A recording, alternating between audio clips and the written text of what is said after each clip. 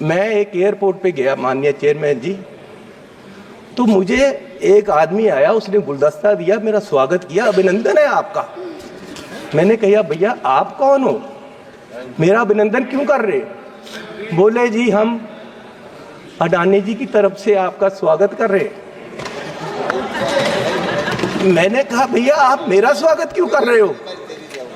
बोले जी अब ये एयरपोर्ट हमारा है, अब हमें इसके मालिक है, 50 साल के लिए हमने ले लिया है। तो मैंने कहा यार चलो ठीक है, आपने ले लिया, आपका धन्यवाद। मैं जहाज में चला गया, जहाज में गया, वहां फिर मुझे बुक्के मिला। वो कहते जी आपका स्वागत है, हम कंपनी की तरफ से कर रहे। मैंने कहा यार इंडियन एयरलाइन का जहाज है, आप क्या कर रहे हो, आप कौन हो? बोले जी ये जहाज अब हमारी कंपनी का है, ये मोदी जी ने हमें बेच दिया है। तो मैं पूछना चाहता हूं कि क्या क्या बेचोगे, कितना बेचोगे देश को? मैं 7 एयरपोर्ट पे गया, जिनमें लखनऊ, अहमदाबाद, मैंगलोर, जयपुर, गुवाहाटी, त्रिवेंद्रम, मुंबई, ये 7 के 7 एयरपोर्ट अडानी जी की है। 50 साल के लिए उनको दे दिए गए हैं, उनका जो पुत्र है उसकी शादी में गिफ्ट कर दिए गए हैं, और हजारों करोड़ रुपए शादी पे लगा। मेरे लड़के की शादी गुरुद्वारा में हुई।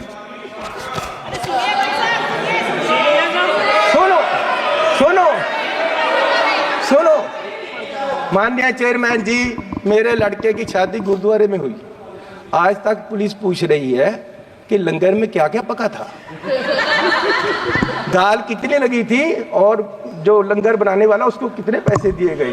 आज तक 2 साल से पुलिस पूछ रही है मुझे, और इस शादी में हजारों करोड़ रुपया लगा है, और प्रधान जी बुक्के लेकर जा रहे हैं, प्रधानमंत्री जी, और उनका स्वागत कर रहे हैं। गरीब को लूटा जा रहा है, गरीब के पास खाने के लिए पैसा नहीं है, और प्रधानमंत्री जी वहां बुक्के लेकर हजारों करोड़ की शादी में जा रहे। कोई बात नहीं, क्या क्या बेचोगे? सारे एयरपोर्ट, जहाज बेच दिए।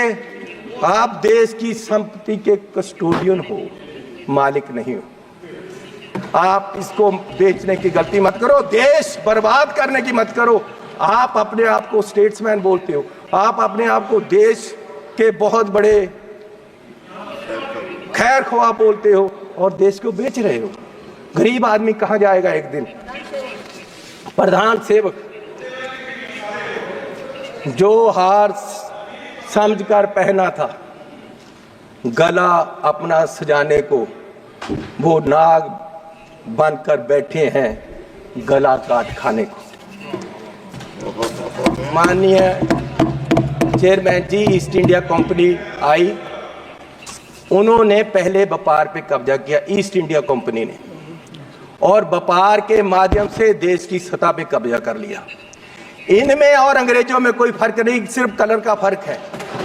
ये भी पहले सतह पे काबज हुए, और फिर सतह के माध्यम से आज ये देश की राजनीति के माध्यम से पूरे देश के व्यापार पे अपने आदमियों का कब्जा करा रहे हैं। और मोदी जी उस समय बोले थे 14 में, जब सरकार बनी नहीं थी, डॉलर की कीमत ज्यादा होने से जो रुपया गिरा, उसके बारे में मोदी जी ने उस समय बोला था क्या कारण है कि देश का रुपया पतला होता जा रहा है, ये जवाब देना होगा आपको। देश जवाब मांग रहा है, समझ नहीं आ रहा प्रधानमंत्री जी गिर रहे हैं या रुपया गिर रहा है।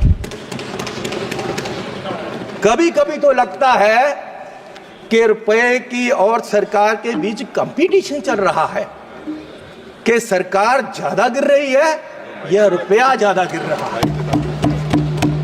और मोदी जी ने कहा था जिस देश का रुपया कमजोर होता है, उस देश की सरकार कमजोर होती है, उस देश का प्रधानमंत्री कमजोर होता है।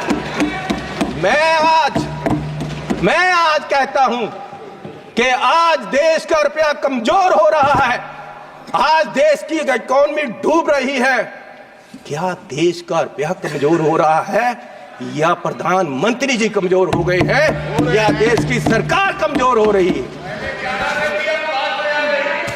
दूसरा, पेट्रोल की कीमतें, इन्होंने कहा, प्रधानमंत्री जी ने 2014 में कि पेट्रोल की कीमतें बढ़ रही हैं और मनमोहन सिंह जी को कोई फर्क नहीं पड़ रहा, देश डूब रहा है।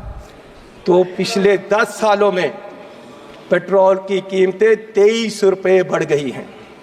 पिछले 10 सालों में पेट्रोल की कीमत, डीजल की कीमतें 35 रुपये बढ़ गई हैं, जबकि पिछले जो मनमोहन सिंह का समय था उससे क्रूड ऑयल की कीमत $20 प्रति बैरल कम हो गई है।